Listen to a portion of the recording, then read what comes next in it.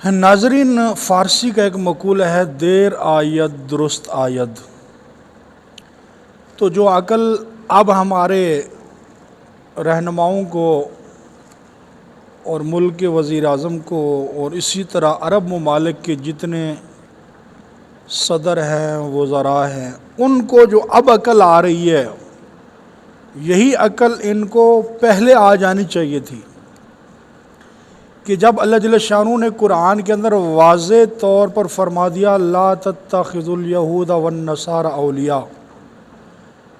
اللہ کا کلام یہ کہہ رہا ہے کہ یہود و نصارہ کو دوست نہ بناؤ، اولیاءہم بعضہم اولیاء۔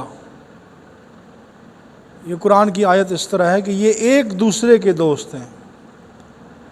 بعضہم اولیاء بعض، یہ یہود و نصارہ ایک دوسرے کے دوست ہیں، تمہارے دوست یہ کبھی بھی نہیں بن سکتے۔ یہ یہود و نصارہ مسلمان کے دوست کبھی نہیں، بلکہ یہ مسلمان کے دشمن ہیں۔ تو آج آ کر ہمارے مسلمان ممالک کے حکمرانوں کو یہ بات سمجھ آ رہی ہے کہ یہود و نصارہ ہمارے دوست نہیں، بلکہ مسلمان ہی مسلمان کا دوست بن سکتا ہے، یہود و نصارہ نہیں بن سکتے۔ آج سے 3 مہینے پہلے مئی کے اندر جب صدر ڈونلڈ ٹرمپ نے ان اسلامی ممالک کا دورہ کیا تھا، سعودی عرب کا، قطر کا، UAE کا، تو ان سارے ممالک نے ڈونلڈ ٹرمپ کو اتنا اہمیت دی، اتنا بڑھا چڑھا کر اس کو پروٹوکول دیا کہ وہ اس پروٹوکول کا حقدار بھی نہیں تھا، اور اتنا زیادہ اس کو انہوں نے تحائف، ہدیے پیش کیے کہ جس کی انتہا کوئی نہیں رہی۔ اور قطر نے تو حد کر دی کہ $400 ملین اس کا ایک جہاز اس کو دیا، مختلف قسم کے تحائف دیے، اور یہ صدر ڈونلڈ ٹرمپ سارے تحائف لے کر اپنے ملک پہنچا۔ لیکن ہوا کیا کہ 3 مہینے بعد اسرائیل نے قطر کے اوپر حملہ کر دیا، جو ان کے وہم و گمان میں بھی نہیں تھا کہ ایسا ہو سکتا ہے۔ اور آج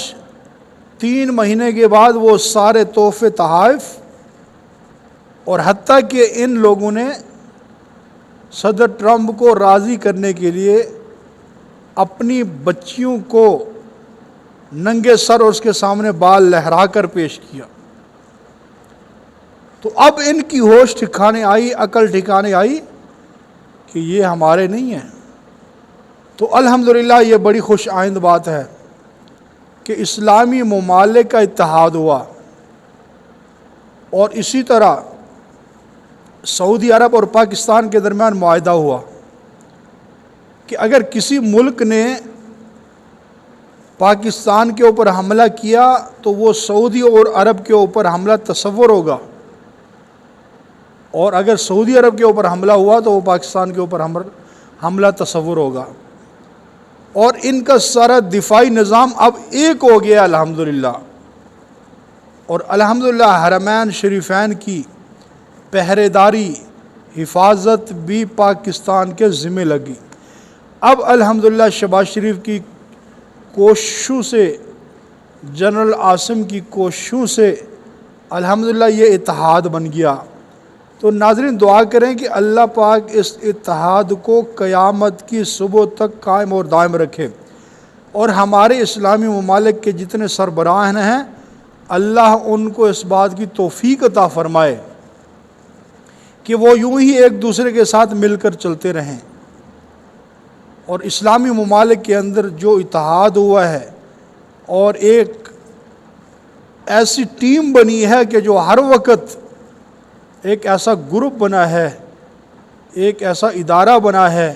جو ہر وقت اسرائیل کے اوپر نظر رکھے گا، تاکہ یہ اسرائیل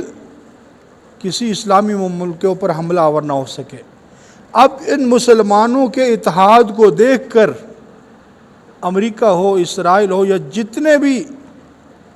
ان کے حمایتی ہیں، ان کی صفوں میں ہلچل مچ گئی ہے، اور الحمدللہ آج مسلمانوں کا اتحاد ہو گیا ہے، اور یہ اتحاد انشاءاللہ رنگ لائے گا۔ اور اس اتحاد کے ہوتے ہی یہود و نصارہ کی صفوں میں ہلچل مچ گئی، اور ان کے گھروں میں صف ماتم بچھ گئے کہ یہ مسلمان جن کو ہم ٹکڑے ٹکڑا کرنا چاہتے تھے، ان کے دلوں میں ایک دوسرے کی نفرت بٹھانا چاہتے تھے، آج یہ کیا ہوا کہ تمام اسلامی ممالک ایک ہی بینچ پر اکٹھے ہوئے، ایک ہی معاہدے پر اکٹھے ہوئے، اور ان مسلمانوں کا اتحاد ہو گیا ہے۔